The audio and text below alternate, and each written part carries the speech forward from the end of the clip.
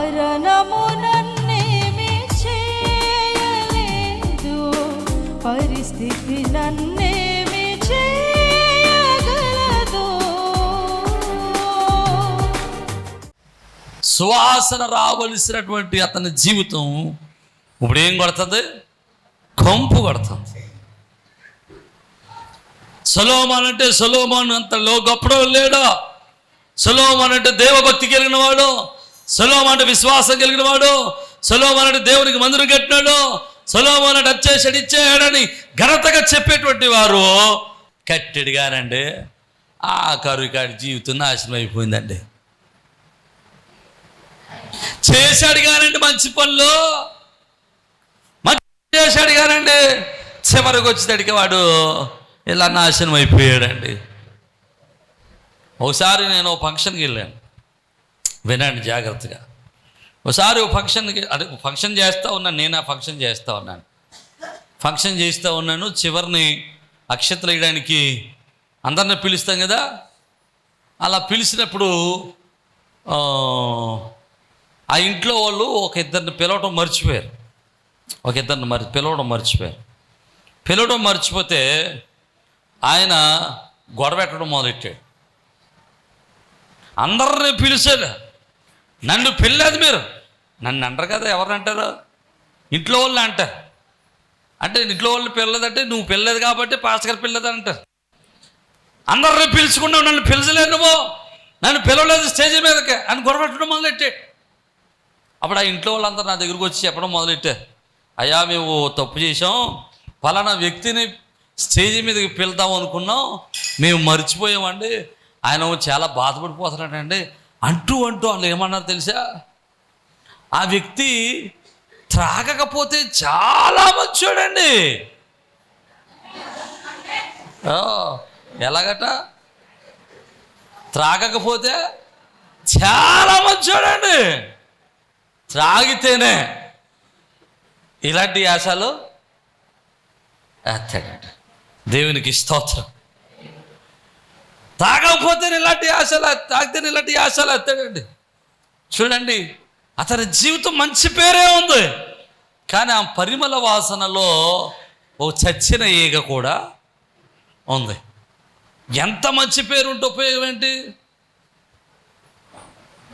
చివరన చచ్చిన ఈగ కూడా ఆ పరిమళ తైలములో ఉండి అది కొంపు కొట్టేటట్టు చేశాడు. ఆ రోజు ఫంక్షన్లో ఆ ఇంటి యజమానులకి మనశ్శాంతి లేకుండా చేశాడు. వెంటనే నేను బయలుదేరి వెళ్ళి అన్నాను ఆ వ్యక్తితో, అయ్యా వీళ్ళది తప్పేమి లేదు, ఇంటికల్ వాళ్ళదేమి తప్పు లేదు, తప్పు అంతా నాదే, ఏం చేస్తామని నేను మీద చేసుకున్నా. ఎందుకంటే ఆయన ఎవరో నాకు తెలియదు, అది కోపగించుకున్నా నాకు అభ్యంతరం లేదు, తిట్టుకున్నా నాకు నష్టం లేదు, కానీ ఎవరో నాకు తెలియదు కదా. కానీ ఆ ఇంట్లో ఉన్నటువంటి ఆ రిలేషన్ ఫాలో అవ్వకూడదని ఆ సమస్య నా మీద వేసుకుని, అయ్యా వీళ్ళతో తప్పేం లేదయ్యా, వాళ్ళు పిలవమని పేరు రాసి ఇచ్చారు, నేనా చీట ఎక్కడ ఆడేశాను అని చెప్పారు. ఓహో మీరా, వీళ్ళు అనుకున్నానులేండి, నడిచేటి అయితే ఆయనకి దేవుడికి స్తోత్రం. ఇంటికి బయటకు వచ్చేసి ఇంట్లోకి వచ్చేసి శుభ్రంగా స్నానం చేసేసి అప్పుడు స్టేజ్ ఎక్కాడు. దేవునికి స్తోత్రం, హల్లెలూయా. ఉంటారు కొంతమంది మంచోళ్ళే, మంచి పేరు పొందిన వాళ్ళే, మంచి ఘనత పొందిన వాళ్ళే, మంచి పరిచర్య చేసేవాళ్ళే, మంచి ఉన్నతంగా ఉండేవాళ్ళే, కానీ అప్పుడప్పుడు వాళ్ళలో ఏముంటుంది? చచ్చిన ఈగలు ఉంటాయి. ఆ చచ్చిన ఈగ ఏం చేస్తుందంటే అంతకుముందు వారు చేసినటువంటి ఘనకార్యాలన్నిటినీ లెక్క లేకుండా చేస్తాయి. అంతకుముందు అతను పొందినటువంటి ఆశీర్వాదము శాపంగా మార్చేస్తూ ఉంటాయి. అంతకుముందు వారు చేసినటువంటి మంచి పనులన్నీ లెక్కలోకి రాకుండా చేసేస్తుంటాయి. అప్పుడప్పుడు బుద్ధిహీనతతో చేసేటువంటి పనులు పరిచర్య చేస్తారు. చాలామంది మంచి మంచి పరిచర్య చేస్తారు, ఉన్నతమైన పరిచర్య చేస్తారు, ఘనమైన పరిచర్య చేస్తారు. కానీ ఆఖరికి వచ్చేసరికి ఇదిగో పాస్టర్ గారు నన్ను ఎంత కష్టపడ్డాను, నాకు చప్పట్లు కొట్టించలేదు, అందుకు కోపం గీచుకుని వెళ్ళిపోతాడు. ఇప్పుడు చేసేదంతా ఏమైపోద్ది? వృధా. ఆ చిన్న చప్పట్ల కోసం చేసిన పని అందరూ తిట్టుకుంటారు కదా, పొగడాల్సిన నోరుతో అందరూ తిట్టుకుంటారు. ప్రియమైన దేవుని బిడ్డలారా, జాగ్రత్తగా వినండి. మంచి తైలము వంటి జీవితాన్ని, తైలము వంటి బ్రతుకుని, తైలము వంటి ఆశీర్వాదకర జీవితాన్ని చాలామంది చచ్చనయ్యేగ వంటి క్రియల చేత పాడు చేసుకుంటూ ఉంటారు. కయ్యను మీకు తెలుసు కదండి. కయ్యను యాబేలు ఎవరి పిల్లలలో? ఆదాము అవ్వల పిల్లలు. ఫస్ట్ గుండా భూమి మీద పుట్టినోడు ఎవడైనా ఉన్నాడంటే కయ్యను. పుట్టినవాడు కయ్యను. ఫస్ట్ గుండా పుట్టినోడు కయ్యను. తండ్రి దగ్గర అన్ని పాఠాలు నేర్చుకున్నవాడు కయ్యను. కయ్యను తండ్రి దగ్గర నుంచి దేవునికి కానుకలు ఇవ్వటం నేర్చుకున్నవాడు కయ్యను. ఆది నుండి దేవునికి కానుకలు ఇచ్చే అలవాటు ఉందండి. ఆదిలో కూడా దేవుడు మరి ఆదాము కానుకలు ఇచ్చేది లేదు, రాయలేదు, కానీ ఆదాము ఇచ్చేమంటాడు. ఆదాము ఇచ్చి ఉండకపోతే ఆదాము కయ్యను ఇచ్చేవాడు కాదు. కయ్యనికి అలవాటు ఎక్కడ వచ్చేది? ఆదాము నేర్పుంటాడు. కయ్యనికి ఆదాము నేర్పాడు. కయ్యను తెచ్చిన తర్వాత అర్పణ ఎవరు తెచ్చారు? ఏబేలు తెచ్చాడు. అన్నిటిలో ముందుండవలసిన వాడు, అన్నిటిలో శ్రేష్ఠుడు, బలపరచబడినవాడు, నడిపించబడినవాడు, శ్రేష్ఠత్వాన్ని పొందుకున్నవాడు, జ్యేష్ఠత్వాన్ని పొందుకున్నవాడు.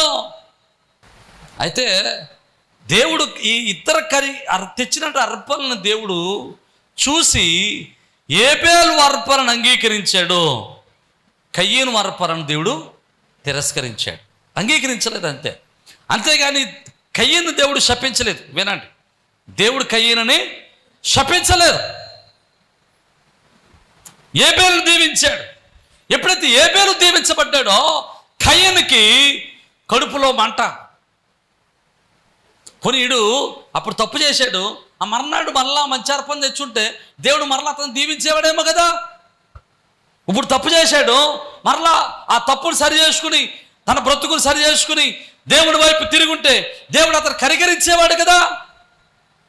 కానీ ఇలా చేయడం మానేసి ఏం చేశాడు? ఏబేలు మీద కక్ష పెంచుకున్నాడు, ఏబేలు మీద ఈర్ష పెంచుకున్నాడు, స్వార్థాన్ని పెంచుకున్నాడు. ఆ కక్ష, ఆ స్వార్థం అనేటువంటి చచ్చిన ఈగ వంటి ఆ గుణం అతన్ని ఏం చేసిందో తెలుసా? నరహంతకుడిని చేసేది, ఏబేలును చంపేటట్టు చేసేది. ఏబేలు చెప్పడమే కాదు, అతడు శాపభరితుగా మారేటట్లు చేసేది. నా మాటలు అర్థమైతే దేవునికి స్తోత్రం. మంచివాడే, మొదటివాడే, ఘనుడే, శ్రేష్టమైన వాడే.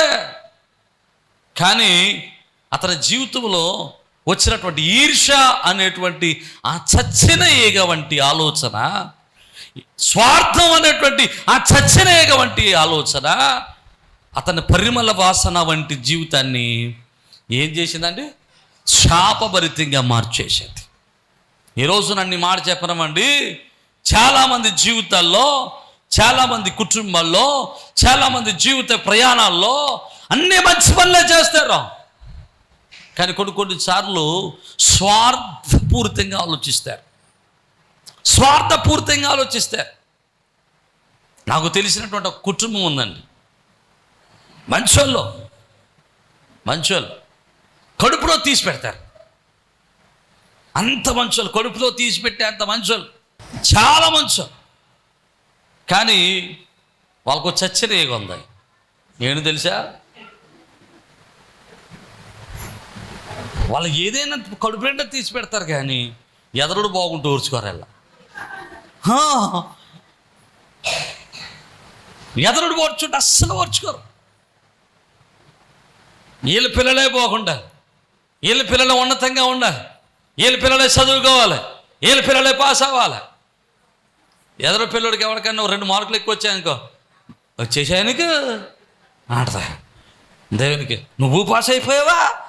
నువ్వు పాస్ అయిపోవడం అర్థం ఏంటి? నువ్వు ఫెయిల్ అయిపోవాలి రా.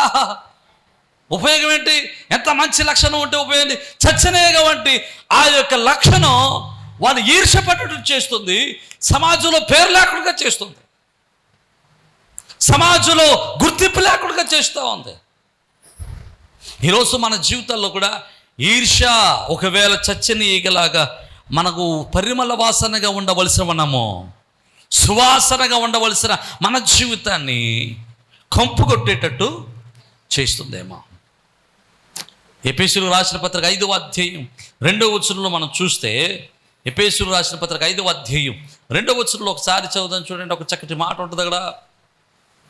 ఎఫెసీయులకు రాసిన పత్రిక 5వ అధ్యాయం 2వ వచనం, క్రీస్తు మిమ్మల్ని ప్రేమించి పరిమళ వాసనగా ఉండుటకు మన కొరకు ఆయన తను తాను అర్పణగా చేసుకున్నాడు. పరిమళ వాసనగా ఉండటానికి, మనమందరం అంటే పరిమళ వాసనగా ఉండటానికి ఆయన తను అర్పించుకున్నాడట. మనల్ని విలువ పెట్టుకున్నాడట. దేవునికి స్తోత్రం చెబుదాం. హల్లెలూయా. క్రైస్తవుడు అంటే ఎవరో పరిమళ వాసన వంటివాడు, పరిమళ తైలము వంటివాడు. పరిమళ వాసనగా ఉండడానికి, మనము సువార్త అనే వాసన రావడానికి, సాక్ష్యం అనే వాసన రావడానికి, ఆశీర్వాదం అనే వాసన రావడానికి, మంచి విశ్వాసం అనే వాసన రావడానికి దేవుడు మనల్ని ఎన్నుకున్నాడు. మనం ఎక్కడైనా కూర్చుంటే ఏ వాసన రావాలంటే సువాసన రావాలి. దేవునికి స్తోత్రం. పాస్టర్ గారు ఎక్కడ కూర్చున్న వాసన రావాలన్నారని చెప్పి కొయిటా సైట్లు అన్నీ కొట్టేసుకోకండి. అన్నీ కలిపి దరిద్రమైన కోల్పోతుంది. ఆ వాసన కాదు. ఎవరైనా నీతో మాట్లాడితే మరలా మాట్లాడాలనిపించాలి. ఎవరైనా నీ దగ్గర కూర్చొని నీతో పని చేస్తే మరలా నీ దగ్గరకు వచ్చి పని చేయాలి అనిపించాలి. దేవునికి స్తోత్రం. నీ వాసన ఎట్లా ఉండాలంటే కుటుంబంలో కానివ్వండి, సమాజంలో కానివ్వండి, నీ చేత అనేక మంది నిన్ను మార్గదర్శకులుగా చేసుకోవాలి. నిన్ను చూసి అనేక మంది నేర్చుకునేవాడిగా ఉండాలి. నిన్ను చూసి అనేక మంది బలపరచబడేటట్లు ఉండాలి. దేవునికి స్తోత్రం చెబుదాం. హల్లెలూయా. పరిమళ వాసనగా ఉండాలా, అనేక మందికి దీవెనకరంగా ఉండాలా. మరి అనేక మందికి దీవెనకరంగా ఉండవలసినటువంటి మనము ఏమైపోతున్నాం తెలుసా? నిర్జీవ క్రియల చేత. చూడండి, పరిశుద్ధ గ్రంథంలో ఒక మాట ఉంటుంది. చూడండి, హెబ్రీయులకు రాసిన పత్రిక 9వ అధ్యాయం 14వ వచనంలో చూస్తే అక్కడ చక్కటి మాట ఉంటుంది. చూడండి, హెబ్రీయులకు రాసిన పత్రిక 9వ అధ్యాయం 14వ వచనం. అమ్మా, నిత్యుడగు ఆత్మ ద్వారా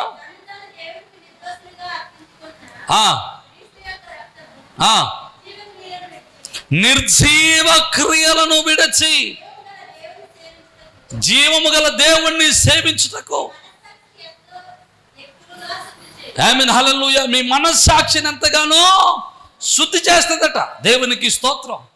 అంటే నిర్జీవ క్రియలు మనలో ఉన్నాయి.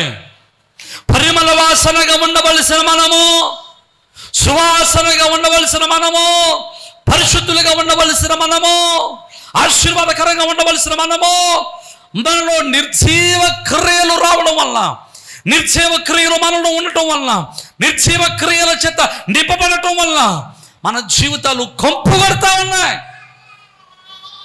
నా మాటలు అర్థమైతే దేవునికి స్తోత్రం చెబుదాం. హల్లెలూయా. నువ్వు మంచి విశ్వాసమే, రోజు ప్రార్థనకి వెళ్తావు, కానీ ఉపయోగం ఏంటి? ఇంటి దగ్గర మంచి సాక్షి లేదు. పాస్టర్ గారి దగ్గరకు వచ్చి అత్తగారు అంటది, నా కోళ్ళు రోజు ప్రార్థన చేస్తుంది అయ్యగారు, ఉపయోగం ఏంటంటే ఇంటికి వచ్చిన తర్వాత నన్ను చచ్చిపోతుందండి అంటది. కోడలు అంటది, మా అత్తగారు రోజు ప్రార్థన చేసేస్తుందండి, ఉపయోగం ఏంటంటే ఇంటికి వచ్చిన తర్వాత మమ్మల్ని లేకనవట్లేదు అంటే అంటది. దేవునికి స్తోత్రం. ప్రార్థన చేస్తున్నా ఉపయోగం ఏంటి?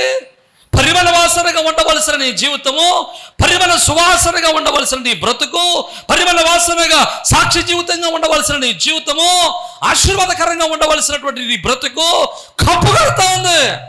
సరైన ప్రవర్తన లేదు, సరైన విశ్వాసం లేదు, సరైన సాక్ష్యం లేదు, సరైన బ్రతుకు లేదు, మంచి సాక్ష్యం లేదు, అత్తగారి దగ్గర సాక్ష్యం లేదు, కోడల దగ్గర సాక్ష్యం లేదు, మామగారి దగ్గర సాక్ష్యం లేదు, ఇరుగు పొరుగు వారి దగ్గర సాక్ష్యం లేదు. కానీ ప్రార్థనలోకి వచ్చి 24 గంటలు ప్రార్థన చేస్తాం.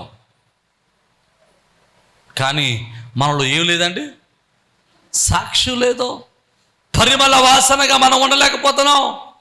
శ్రేష్టమైన వాసన వచ్చేవారుగా మనం ఉండలేకపోతున్నాం. శ్రేష్టమైన జీవితాన్ని మనం కలిగి ఉండలేకపోతున్నాం. నా మాటలు అర్థమవుతున్న వారు దేవునికి స్తోత్రం చెప్పాలా? హల్లెలూయా. నీవు అనేక మందికి పరిమళ వాసనగా ఉండేటువంటి జీవితాన్ని ప్రభువు నీకు అనుగ్రహించునుగాక. ఈరోజు పరిమళ వాసనగా ఉండవలసిన నీ జీవితంలో ఎలాంటి నిర్జీవ క్రియలు నీలో పడిపోతున్నాయో, చచ్చినయే కాబట్టి నిర్జీవ క్రియలు నీలో ఏమున్నాయో. మంచిదేనండి, పాటలు పాడుతుందండి, కానీ ఉపయోగం ఏంటండి? అమ్మాయి మంచిది కాదండి, అబ్బాయిలోకి చూస్తుందండి అంత మాటలు. ఆ అబ్బాయితో మాట్లాడుతుందండి, వీడు మంచివాడేనండి, ఉపయోగం ఏంటండి? వీడు అమ్మాయిలు పిచ్చాడండి. ఏంటిది? చచ్చినా ఇక నువ్వెంత మంచోడివైనా ఈ చిన్న బుద్ధిహీనత, ఈ చిన్న బుద్ధిహీన కార్యము, ఈ అజ్ఞాన కార్యము, ఈ శారీరకమైన కార్యము, నువ్వెంత మంచోడివైనా సరే, ఎంత మంచోడివైనా సరే దాన్ని తేలా కొట్టేస్తుంది. అదేమి గుర్తులోకి రావో. నువ్వెంత మంచోడివైనా గుర్తులోకి రావో. నువ్వెంత గొప్ప కార్యాలు చేసినా ఈ గుర్తురావులోకి రావో. నువ్వెంత గొప్ప పని చేసినా ఈ గుర్తులోకి రావో. నువ్వు చేసిన చిన్న తప్పిదాలే ఆ యొక్క పెద్ద కార్యాలను ఏం చేస్తాయి? పాడు చేస్తాయి. పరిచర్య చేస్తాడు ఏదో చిన్న పని వచ్చి, చిన్న కోపం వచ్చి పరిచర్య ఎగ్గొడతాడు, ఉన్న పేరంతా పాడు చేసుకుంటాడు. ప్రార్థన చేస్తాడు, ఎంత కన్నీరు ప్రార్థన చేస్తాడో, కానీ నోరు కట్టుకోలేదు, నోరు అదుపు చేసుకోలేదు. అనవసరంగా ప్రార్థన జీవితం అంతా ఏమైపోద్ది? ఎందుకు వచ్చిన ప్రార్థన అంటే అంటది. ప్రార్థన చేసేవారు బూతులు తిడుతున్నారు అనుకోండి, ఏమంటారు చెప్పండి? ఎందుకు వచ్చిన ప్రార్థన అంటే దానికి ఎందుకు వచ్చిన ప్రార్థన? దాన్ని నోరేంటి తిన్నమైంది ఏంటండి? ప్రార్థన చేసే వారు దేవుడు ఎట్టాడు అంటే నువ్వు ఎంత ప్రార్థన చేసినా ఆ నోటంట వచ్చినటువంటి చిన్న భూతు వలన నీ ప్రార్థన జీవితం అంతా పాడైపోయింది. నీ జీవితం అంతా పాడైపోయింది. ఇప్పుడు వరకు చేసిన పరిచర్య అంతా పాడైపోయింది. నువ్వు కట్టుకున్న జీవితం అంతా పాడైపోయింది. నువ్వు నిలబెట్టుకున్న బ్రతుకంతా పాడైపోయింది. ఒకవేళ ఈరోజు మీ జీవితంలో ఒకవేళ నిర్జీవమైన క్రియలు, బుద్ధిహీనమైనటువంటి క్రియలు ఏవైనా మీలో ఉన్నాయేమో, ఏవైనా మిమ్మల్ని పాడు చేస్తున్నాయేమో, మీ సాక్ష్యాన్ని పాడు చేస్తున్నాయేమో, మీ పరిమళ వాసనను పాడు చేస్తున్నాయేమో, మీ బ్రతుకును పాడు చేస్తున్నాయేమో, మీ నమ్మకత్వాన్ని పాడు చేస్తున్నాయేమో, మీరు పొందుకున్న సాక్ష్యాన్ని పాడు చేస్తున్నాయేమో, ఈరోజు ఒక్కసారి మీ బ్రతుకును సరి చేసుకుంటూ మీ జీవితాన్ని ప్రభువుకు అప్పగించి, ప్రభువా నాలో చచ్చిన ఈగ వంటి నిర్జీవమైన క్రియలు ఏమైనా ఉన్నాయేమో వాటిని తొలగించుకునే మనస్సు నాకు దయచేయమని ప్రార్థన చేస్తే ఖచ్చితంగా ఈరోజు నీ జీవితాన్ని ఆయన నిలబెట్టుటకు సమర్థుడు. హల్లెలూయా, హల్లెలూయా. ఒకవేళ నీ జీవితంలో ఒకవేళ ఇప్పటికే ఏదైనా చెడు అలవాట్లు నీలో ఉన్నాయేమో, నీ జీవితాన్ని పాడు చేసే అలవాట్లు నీలో ఉన్నాయేమో, నీ మంచితనాన్ని పాడు చేసే అలవాట్లు నీలో ఉన్నాయేమో, నీ ప్రవర్తన పాడు చేసే అలవాట్లు ఉన్నాయేమో, నీ ఘనతను పాడు చేసే అలవాట్లు నీలో ఉన్నాయేమో, ఎవరికి తెలియదు అనుకున్నా మేము ఇప్పటికైనా మారు మనసు పొంది ఆ నిర్జీవ క్రియల నుండి నువ్వు మారు పొందితే దేవుడు నీ సాక్ష్యాన్ని నిలబెట్టబోతున్నాడు. నీ పరిస్థితిని మార్చబోతున్నాడు, నీ బ్రతుకును మార్చబోతున్నాడు, నీ స్థితిని ఆయన స్థిరపరచబోతున్నాడు. నమ్మిన వారు దేవునికి స్తోత్రం చెబుదాం. హల్లెలూయా, హల్లెలూయా. ఒకవేళ మనలో అసూయ, ద్వేషము, కపటము, వేషధారణ, కలహము, లోక స్నేహము, తిండి, మత్తు, జారత్వము, ఇలాంటి ఏమైనా ఈగల్లాంటి చచ్చిన ఈగల్లాంటివి మనలో ఉన్నాయేమో వాటిని తీసేసుకొని వాటిని పారవేసుకుని పరిమళ వాసనగా మనం బ్రతుకుదుముగాక. హల్లెలూయా. స్వార్థాన్ని విడిచిపెట్టండి, ఈర్ష్యను విడిచిపెట్టండి, అనాలోచితమైన క్రియలను విడిచిపెట్టండి, అపవిత్రతను విడిచిపెట్టండి. మీ జీవితాల్ని ఆశీర్వాదకరంగా మార్చుకోనండి. మీ నోరుని కట్టుకోనండి. మీ జీవితాలు బాగు చేసుకునండి, మీ సాక్ష్యాలు బాగు చేసుకునండి. పరిమళ వాసనగా అనేక మందికి దీవెనకరమైన వార్తలుగా, అనేక మందికి దీవెనకరమైనటువంటి ప్రజలుగా మీరు జీవించడానికి ప్రయత్నం చేయండి. అలాంటి పరిమళ వాసనగా ప్రభు మిమ్మలను స్థిరపరిచి నడిపించును గాక. తలలో వంచండి, చిన్న ప్రార్థన చేద్దాం. తలలో వంచండి, చిన్న ప్రార్థన చేద్దాం. ఒకసారి మన జీవితాల్లో ఒకసారి పరిశీలన చేసుకుందాం. ఎంత మంచి పని చేసినా చివరి చిన్న పొరపాటు చేస్తున్నావేమో, దానివల్లనే మొత్తం అంతా పాడైపోతుందేమో, మొత్తం అంతా నీ బ్రతుకంతా పాడైపోతున్నావు, నీ సాక్ష్యం అంతా పాడైపోతుందేమో. ఈరోజు నీ బ్రతుకును మార్చుకోవడానికి ప్రయత్నం చేయి, నీ నోరులు కట్టుకోవడానికి ప్రయత్నం చేయి, స్వార్థాన్ని విడిచిపెట్టడానికి ప్రయత్నం చేయి, ఈర్ష్యను విడిచిపెట్టడానికి ప్రయత్నం చేయి, లోకాశను విడిచిపెట్టడానికి ప్రయత్నం చేయి. అయ్యా, నేను ఎంత ప్రార్థన పరురాళ్ళైనా, అయ్యా నేను నా నోటిని కట్టుకోలేకపోతున్నానేమో నాయన, నీ కృపలో మమ్మల్ని బలపరుచు నాయన. స్థిరత్వాన్ని మాకు దయచేయండి ప్రభువా. ఇప్పటి వరకు ఎంత నమ్మకంగా ఉన్నా ఒక్కొక్కసారి ప్రభు మేము అపవాదానికి గురయ్యి, అప్పటి వరకు ఎంత నమ్మకంగా పరిచర్య చేశారు, ఎంత నమ్మకంగా ఉన్నా అయ్యా మేము ఆ సాక్ష్యాన్ని కోల్పోతున్నామేమో నాయన, ఆశీర్వాదాన్ని కోల్పోతున్నామేమో, పరిమళ వాసనగా ఉండవలసిన మా జీవితాన్ని కంపు కొట్టేటట్టు మార్చుకుంటున్నామేమో. అయ్యా మాలో ఉన్న జారత్వం, మాలో ఉన్న అసూయలు, మాలో ఉన్న ద్వేషము, మాలో ఉన్న కపటలు, మాలో ఉన్న వేషధారణ, లోక స్నేహము, కలహాలు, అయా ఆయన మత్సరం, వీటన్నిటిని తొలగించుకుని నీ కృపలో మేము స్థిరత్వం కలిగి ఉండడానికి సహాయం చేయండి. అయా నీ కృప చేత బిడ్డలను బలపరిచి మీరే మహిమ పొందమని యేసు పరిశుద్ధ నామమును బట్టి మిమ్మల్ని స్తుతించి వేడుకొనుచున్నాము మా పరమ తండ్రి. ఆమేన్, ఆమేన్. అందరికీ షలోం. ప్రభునందు ప్రియ సజీవ స్వరం అనేటువంటి యొక్క వర్తమానాన్ని వింటున్నటువంటి మీ అందరికీ ప్రభునామమును బట్టి శుభాలు. మీ గృహాలలో మీతో కలిసి ఈ విధంగా ప్రభువును ఆరాధించడానికి ప్రభు ఇచ్చిన సమయాన్ని బట్టి ప్రభువుని స్తుతిస్తూ ఉన్నాను. ప్రతిదినం మీరు వీక్షిస్తున్న ఈ వర్తమానాలను బట్టి మీరు ఆశీర్వదింపబడుతున్నారని మేమెంతగానో ప్రభునందు ఆనందిస్తూ ప్రభువును స్తుతిస్తూ ఉన్నాం. మీరు ఇస్తున్నటువంటి ప్రతి మెసేజ్, లేకపోతే మీరు ఇస్తున్నటువంటి ఈ యొక్క ప్రోత్సాహం దేవుని పనులు మమ్మల్ని ఎంతగానో బలవంతుని చేస్తూ ఉంది. కనుక మీరు ఈ వర్తమానాల చేత ఆశీర్వదింపబడుతున్నట్లయితే ఇంకా అనేక మందికి ఈ వర్తమానాల్ని పరిచయం చేయండి.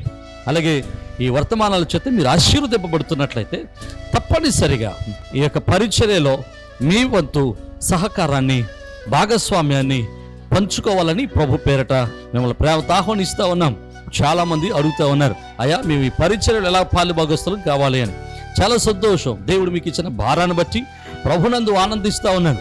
తప్పనిసరిగా మీరు కూడా మాతో కలిసి ఈ యొక్క సత్య సువార్తను, ఈ యొక్క ఆత్మీయమైన వర్తమానాలను అనేక మందికి అందించటంలో మీ వంతు కూడా ఖచ్చితంగా సహకారాన్ని అందించవచ్చు.